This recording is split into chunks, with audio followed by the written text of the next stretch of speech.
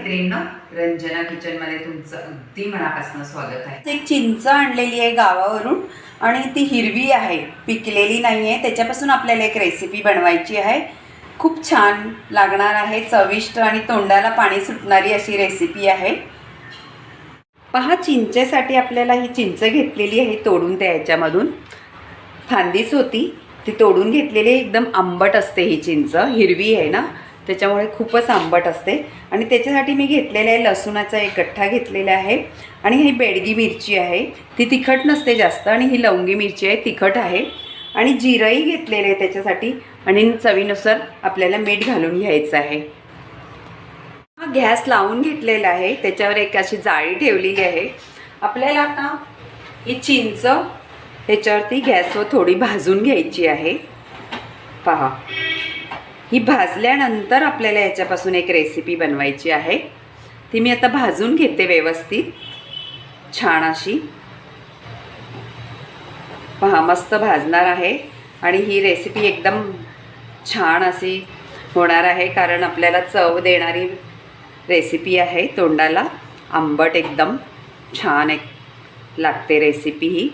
मी अशी भाजून घेते, खरपूस भाजून झालेल्या आहेत पहा ह्या। आता आपल्याला याची साल काढून घ्यायची आहे। पॅन ठेवलेला आहे गॅसवर।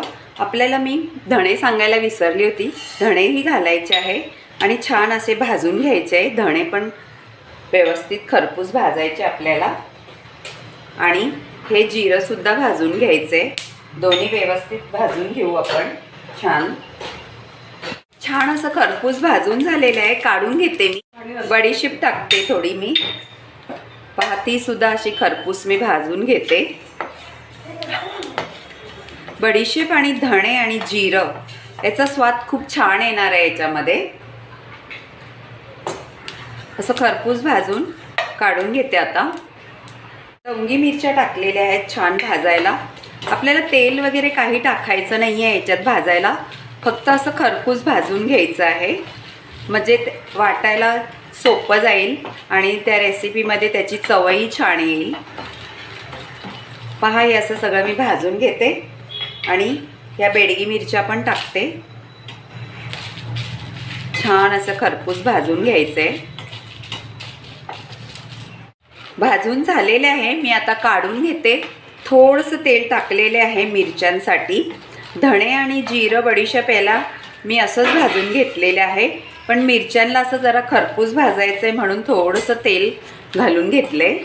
धणे जिरं बडीशेप असं भाजून घेतलेले आहे, मिरच्या पण भाजून घेतलेल्या आहे, आपले लसूण पण मी सोलून घेतलेलं आहे। आता आपल्याला ही चिंच मी भाजून घेतलेली आहे, ती आपल्याला सोलून घ्यायची आहे। पहा, अशी ही सहजरित्या याची साल निघते, ही अशी आपल्याला साल काढून घ्यायची आहे। पहा,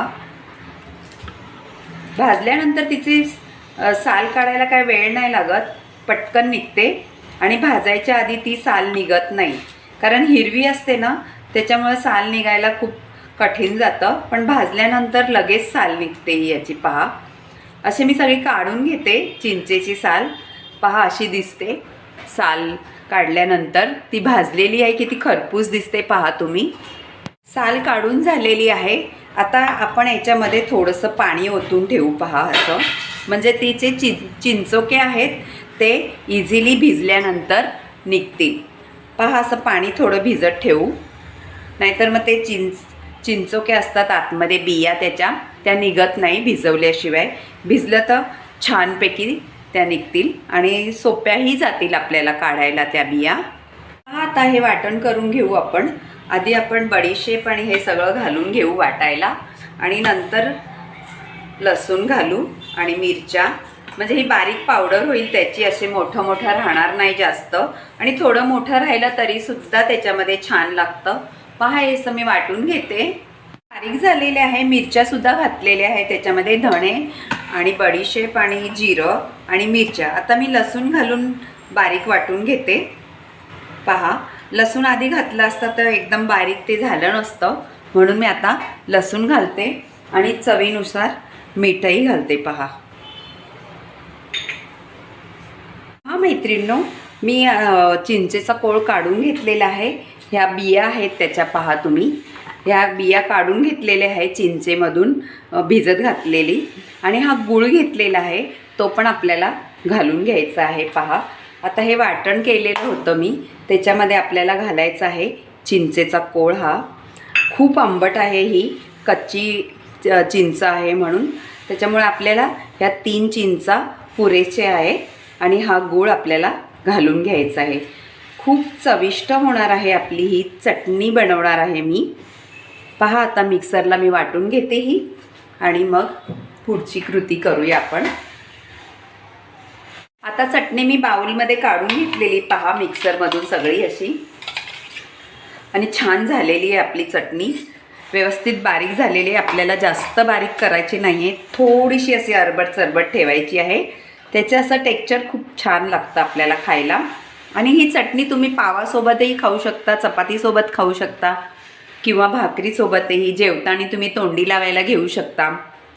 खूप आंबट आणि गोड अशी चटणी झालेली आहे पहा. तुम्हाला अशी आवडली तर रंजना किचनला लाईक करा, शेअर करा, कमेंट करायला विसरू नका, आणि सबस्क्राईबही करायला विसरू नका.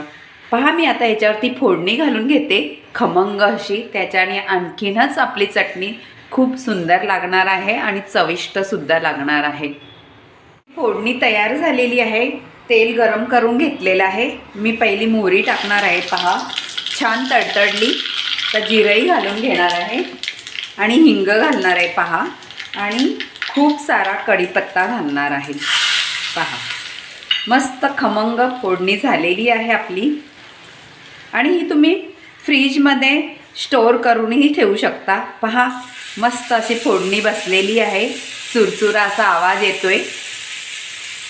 पहा किती सुंदर होणार आहे आपली चटणी, इतकी सुंदर होणार आहे का तुम्ही असं मला तर वाटतं आता एकदम तोंडाला माझे पाणी सुटले. अशी छान अशी आपली चटणी होणार आहे. पहा तुम्हाला आवडलं तर रंजना किचन्सला लाईक करा, शेअर करा, कमेंट करायला विसरू नका, आणि सबस्क्राईबही करायला विसरू नका मैत्रिणींनो. चला बाय, भेटूया पुढच्या रेसिपीमध्ये. करून पहा अशी चटणी, आंबट गोड तिखट छान झक्कास. हा मैत्रिणींनो, मी आता ही भरून ठेवलेली आहे बरणीमध्ये. तुम्ही कितीही दिवस फ्रीजमध्ये ठेवू शकता आणि याचा स्वाद घेऊ शकता तुम्ही. पहा अशी तुम्ही करून चिंचेपासून चटणी, हिरव्या चिंचेपासून खूप चवीला भारी लागते आणि खायला पण खूपच मस्त लागते. तुम्ही कशाबरोबरही खाऊ शकता, जेवतानाही तोंडी लावायला घेऊ शकता. पहा असं करून, आणि रंजना किचनला लाईक करा, शेअर करा, कमेंट करा, आणि सबस्क्राईब करायला विसरू नका. बाय मैत्रिणींनो, भेटूया पुढच्या रेसिपीमध्ये.